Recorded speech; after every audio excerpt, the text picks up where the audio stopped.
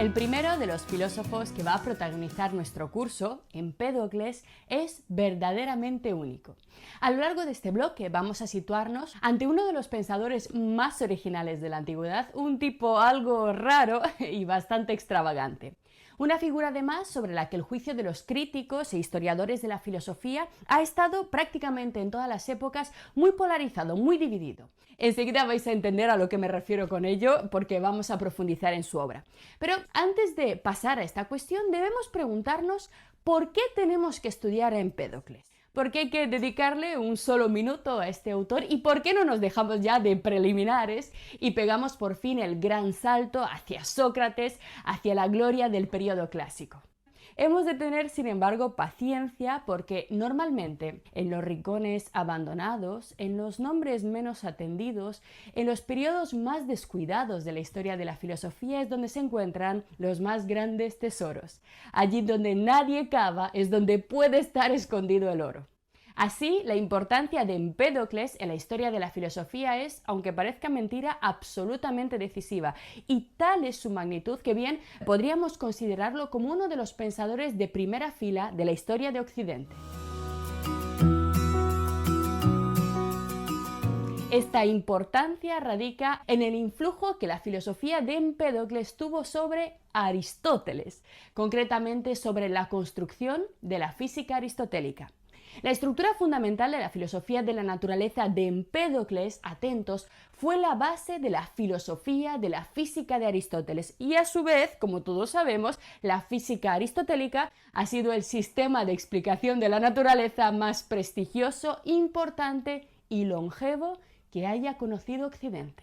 Como bien sabemos, la visión del cosmos ofrecida por Aristóteles, por el estagirita, ya que nació en Estagira de Tracia, la visión que le ofrece en sus tratados físicos fue mantenida en Europa durante todo el periodo helenístico, durante toda la antigüedad tardía, el periodo romano, la época medieval y gran parte de la primera modernidad. Es decir, la física que defendió Maimónides en el ámbito de la filosofía hebrea, la física que defendió Averroes en la filosofía musulmana o Tomás de Aquino en el cristianismo tardo-medieval, fue en sus líneas maestras la física de Aristóteles.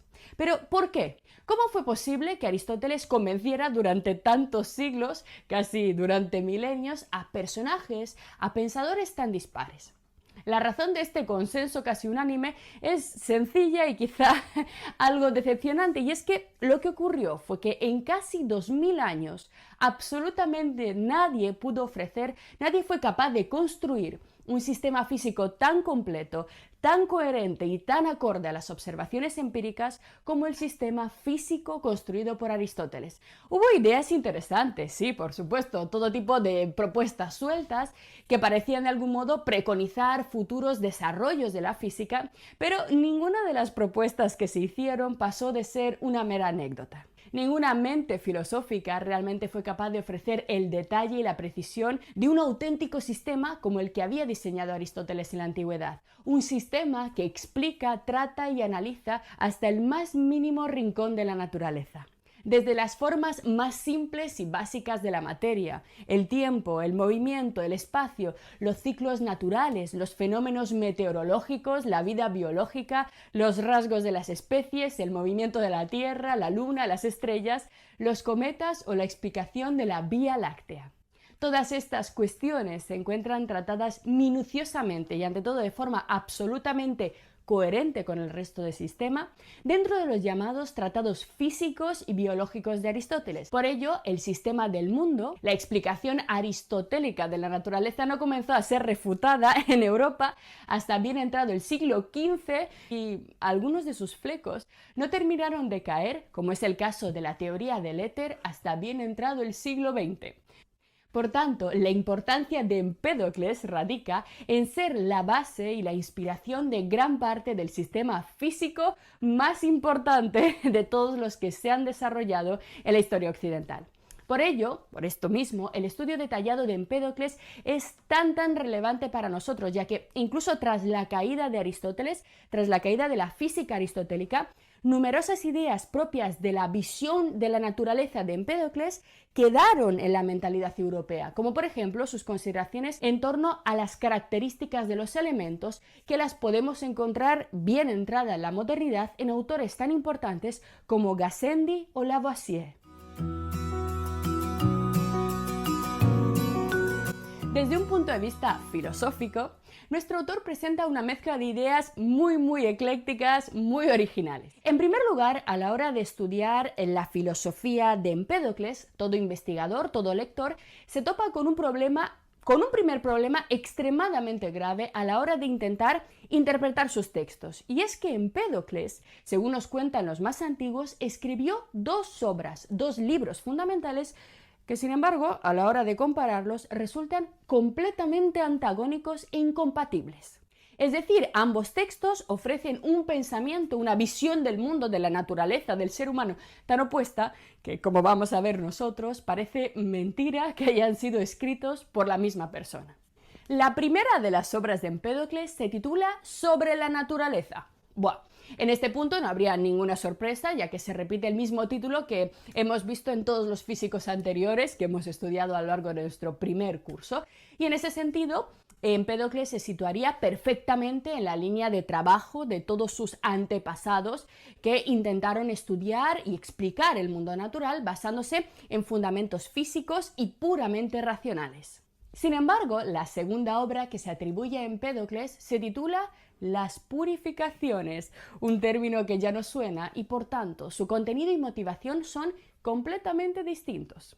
Se trata de un texto profundamente religioso, profundamente místico, lleno de magia, de esoterismo.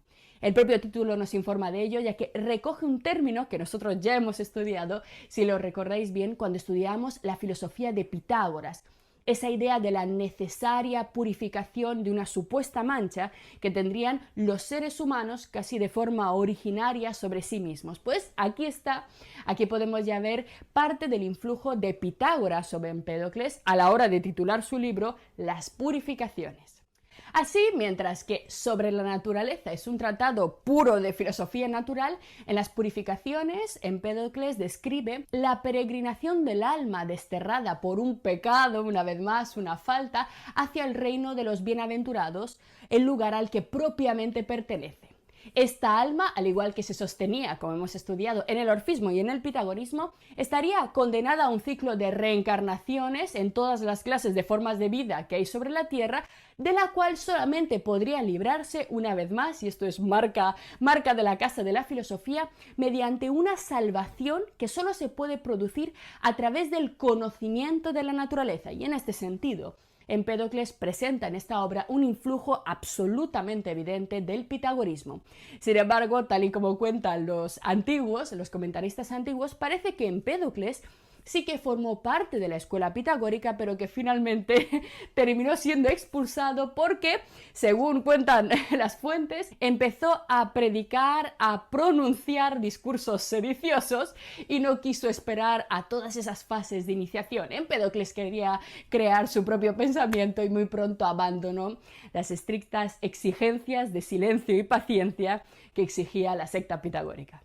Como os decía, la enorme dificultad de compatibilizar las afirmaciones de Empédocles en estas dos obras ha dado lugar a muchísimas y variadas explicaciones acerca de su sentido por parte de los investigadores. La más sólida, la más compartida por la historiografía contemporánea, es aquella que nos dice que seguramente estas dos obras son tan diferentes, son tan distintas, porque fueron redactadas en momentos, en periodos muy diferentes de la vida de Empédocles, momentos en los cuales cambiaron radicalmente sus creencias y su punto de vista. Las purificaciones, según revelan además los estudios filológicos de estilo, de hecho nosotros vamos a ver algunas pistas en la lectura de los textos, habrían sido escritas por el Empédocles joven en la cumbre de su poder, enfervorizado por el éxito político, como veremos, por la medicina y por las artes esotéricas, que vivía todavía en su ciudad natal, considerado como un líder y reconocido por toda su sociedad.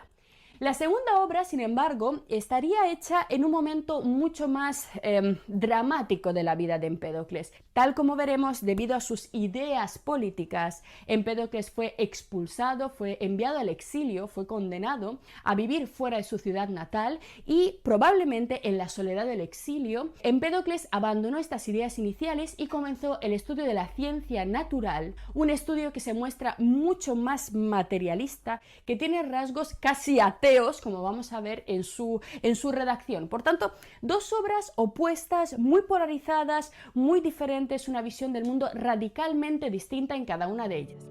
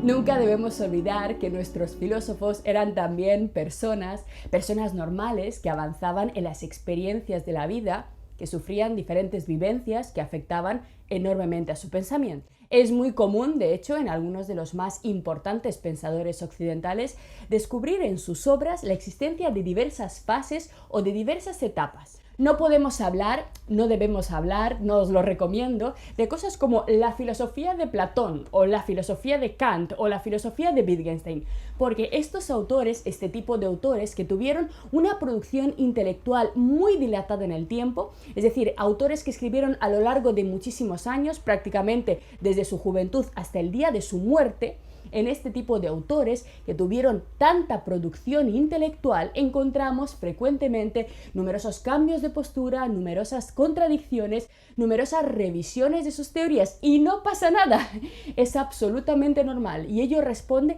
a la natural y absolutamente necesaria revisión racional que los filósofos hacen a lo largo del tiempo. Así que esta contradicción entre las ideas de Empédocles no tiene nada raro, lo vamos a encontrar a lo largo de la filosofía. Por eso, por ejemplo, no tiene absolutamente nada que ver un diálogo de juventud de Platón con un diálogo de madurez, o por eso mismo hablamos, por ejemplo, del primer Wittgenstein o del segundo Wittgenstein.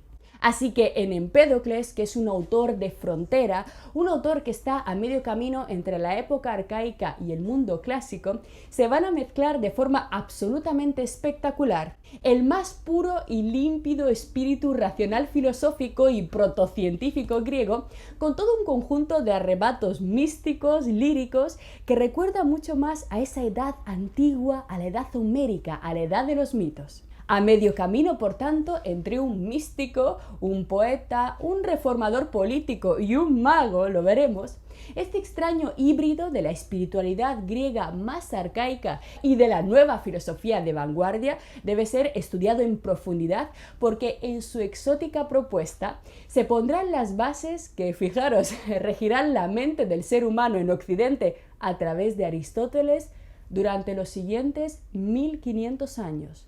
Nadie verá el mundo en ese tiempo sino a través de su teoría de la materia elemental. Así que nos toca profundizar un poco más en esta compleja y enigmática figura. Lo que acabas de ver es solo un pequeño fragmento de nuestro curso. Si quieres disfrutarlo en su totalidad y descubrir muchos otros cursos, también de historia de la ciencia y de historia del arte, visita nuestra web anaminecam.com. Y recuerda, este proyecto solo es posible gracias a nuestro programa de microfinanciación. Si quieres apoyarnos, conviértete en uno de nuestros micromecenas en Patreon. Desde solo €1 al mes nos ayudarás activamente a seguir difundiendo la cultura. Gracias.